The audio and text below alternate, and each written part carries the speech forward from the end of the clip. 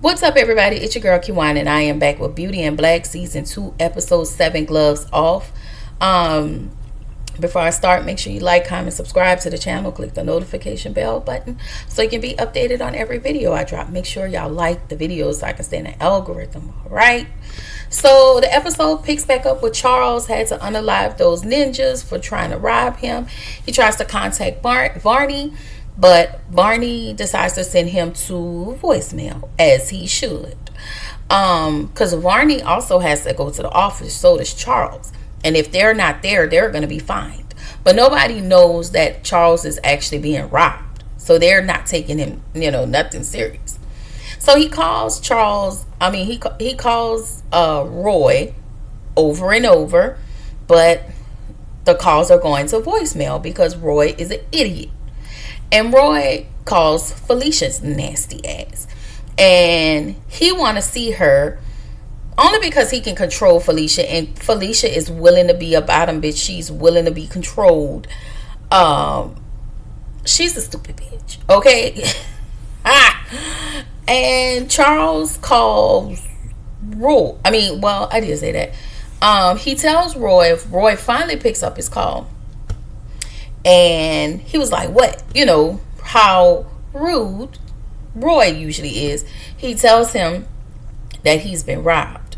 Well, Roy takes this moment to say we all been robbed. And he's mad about Kimmy not even listening to the panic that's in his brother's voice and understanding that his brother is in trouble and he's been robbed. Roy is in his own land of delusion. All right? So we find out that Felicia is also sleeping with Officer Traction. And that hoe gonna get the clap, or somebody gonna give her the clap. They gonna pass around the clap. Okay? So Horace calls Angel and asks Angel, checks on Angel and then asks Angel, do you even care how I'm doing? No, he don't give a damn about you. And I really need you to really see that. And I feel like you acting like you can't see that past this pretty face. He's not gay. He does not like you. And I don't understand. He tells him, he wants him to have a credit card, which is stupid.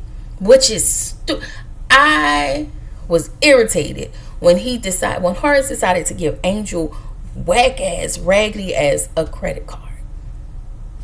And I just need I need Horace to kick in, because just like Charles act like he can't see what's going on in front of him, that is how Horace acts when it comes to Angel. He act like he can't see what's what. So Horace talks to Kimmy and he asks her if she's ready. He tells her to make them wait. Don't go there too early. He tells her to own that room, and he reminds her what they done to her and what they done to Sylvie. So in the next scene, Traction, he gets up after he left the you can stay here motel. Why did they name it that? When he tells when he leaves Felicia or whatever. So he's now in his truck, and Jules raggedy ass pull up, and Traction tells Jules that Shake and Dega was unalived, and of course Jules is looking for Adeline. That's the young girl, and they know she's a young girl. And Traction tells Jules Rain was at the club last night. He want to know why was she at the club. Nobody knows. Jules asks who she was with, and he assumed that Alex was the one who unalived Shake and Dega. Well, Traction tell him that Alex is pretty much scary, and Alex wouldn't do anything like that. So Jules asks if Roy was at the club last night, and Traction tell Jules yes, and that Roy connected with Felicia last night and he got Felicia's number. I ain't gonna lie, I feel like low-key Traction was hating on Jules last night. That's why he told, not on Jules, on Roy last night. That's why he told him that. So Traction then calls Alex and let him know what him and Jules talked about. You know, he also let Alex know that Dega and Shake Shake was unalive, which we all know Alex knew because he was the one that did it. But you know, he tried to play it off and act like he didn't do it, right? Sylvie heads to the barn over up the hill, and Angel was supposed to keep a watch on her. So the next scene, Olivia and Norma are at the office. They're in the meeting room, and at this point, they think that they are smarter than Kimmy because Kimmy was a dancer, and they still have this level of elitism and entitlement. So Olivia said the cancer patients will take the company down, and I'm like, well, Olivia, if the company goes down because of the cancer patients, you can't get any money. That means y'all will be broke. Anyway, Norman asked if she was in on that with the cancer situation, and she said no. Norman is trying to figure out what's really going on with Horace. See, he's putting things together. If y'all paid attention, he's putting things together about him and Angel, how he was reacting, all of the things. So Norman's probably going to be the one to figure out that Horace has a thing for Angel, and he's definitely going to put that out once he finds out. All right. No, I like Norman because Norman knows. Like, this ain't no, everybody thinks is one thing, but Norman knows Horace for what it is. He's been his brother. He's his brother. Like he said, Horace is just trying to get ahead, and he is. And I think that Horace needs to not worry so much about getting ahead. And that comes in a scene when Kimmy is actually in the meeting with the family. But he's trying to get even. And I think that should be the last thing. You should be able to get your company back to where it was. So honestly, and this is another thing I wanted to say. When Norman asked Olivia if she had anything to do with those cancer patients, I'm thinking it was either Norman, Olivia, or Mallory. It was one of them. I don't know, because Mallory always giving her dad some apples, or was it lemons? She always bringing him lemons. She always bringing her Horace lemons.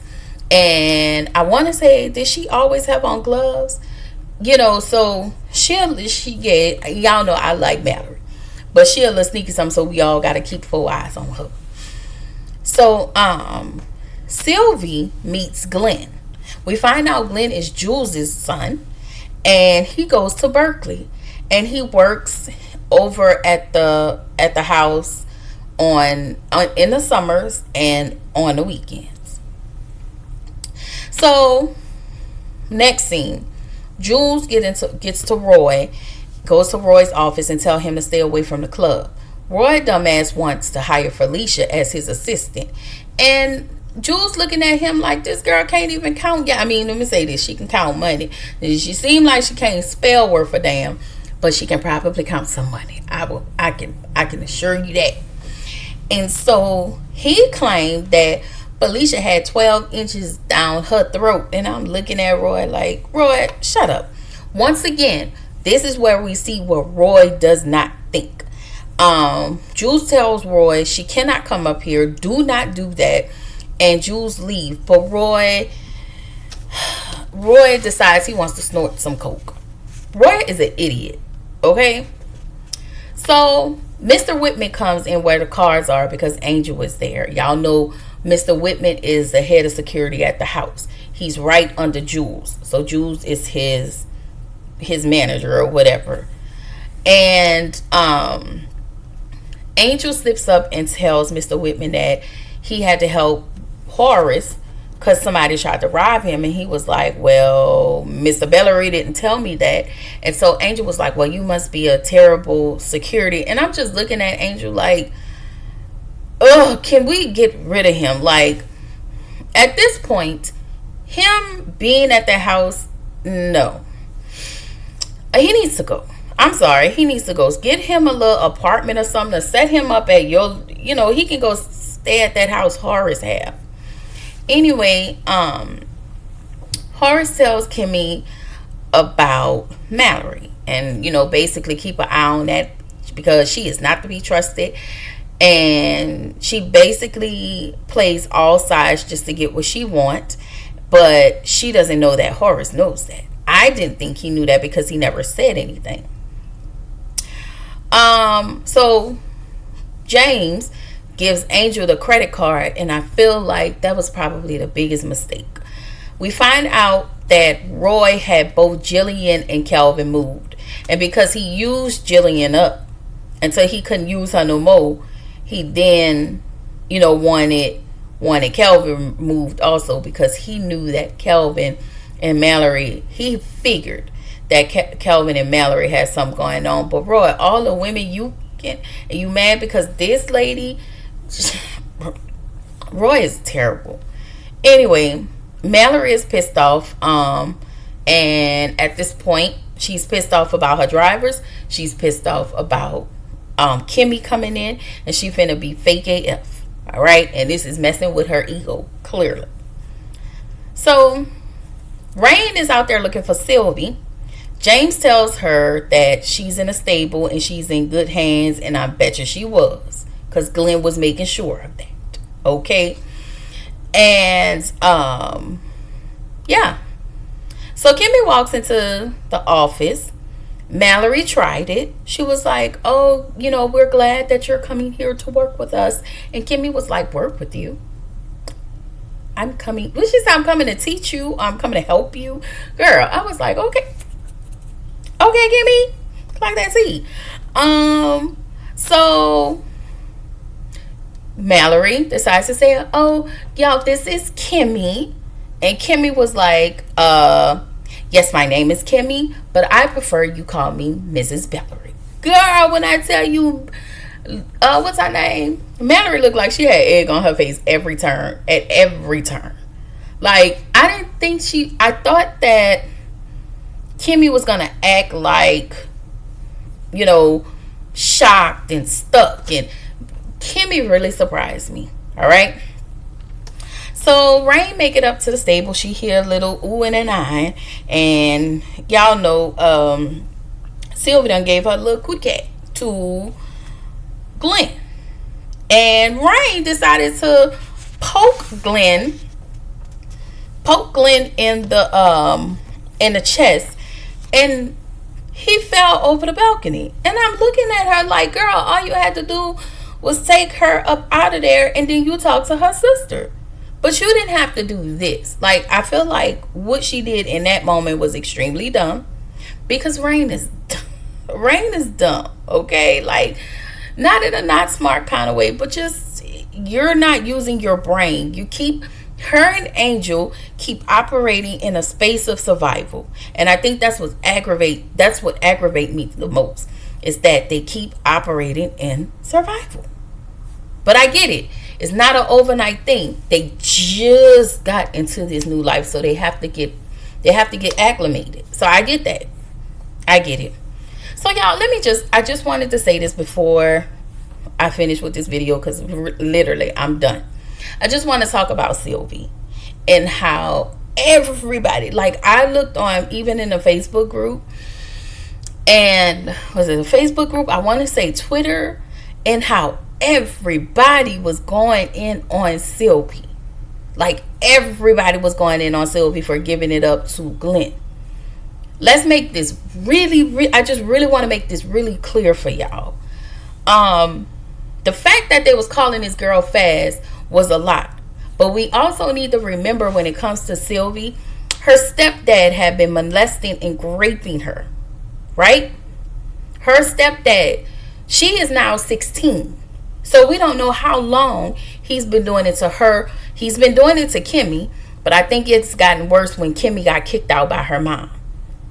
So not only that, her mom took the money from Body and Delinda so they can take take Sylvie. And I think they paid their mom for that. That's why her mom never came back to look for her. Never even came to call, see that she's missing. So again, they not really traffic her. They pimped her out. So again, she's being forced. She's being forced to give something up that she had no idea, and I know no idea. She was being forced, drugged, again, being raped by multiple men that she don't even know, after her stepfather has given. Again, she's 16. Okay? I feel like there was no onus put on Glenn's punk ass, because let's be clear, Glenn is a student at Berkeley College. That means Glenn is over 18, which means any consenting thing that she did consent to do is null and void. He's over 18. Okay? Did Sylvie move too fast? Yes. You don't know him. You don't know what he got. You don't know nothing about him. Did she consent? She did. But it does not matter when you're 17 and 18. That is still considered I can't say these words. Legally, that's still considered a statutory rape. Okay, y'all can fill in the blanks. The way, if Jules would have came at me, the way I will file charges on Glenn so quick and have him posted as a schmex offender, play with me and still get rid of my sister. Not get rid of her like that, but I guess it's so weird that everybody, and I know it's a TV show, y'all, but it's so weird how this young girl is being blamed after having all of this traumatic stuff happen to her. And I'm willing to believe that Glenn probably was nice to her in that moment. He didn't just take it, and he made her feel good. And that's not how these other people made her feel. They took it. Like with the stepdad, he may have taken it and threatened her. But then Glenn was probably nice to her and telling she's pretty. So saying the right things, and she felt comfortable. And probably for the first time, she didn't feel like, well, this person here isn't going to take it. He's saying the right things and doing the right things to get whatever he need in a moment. And I just need y'all to cut Sylvie some slack, because she's 16 and he has more ownership in this than Sylvie does. That's all I'm saying. So anyway, you will get the final episode after y'all look at this, after y'all watch this one. So let me know what y'all think down in the comments, and I will see y'all in episode 8.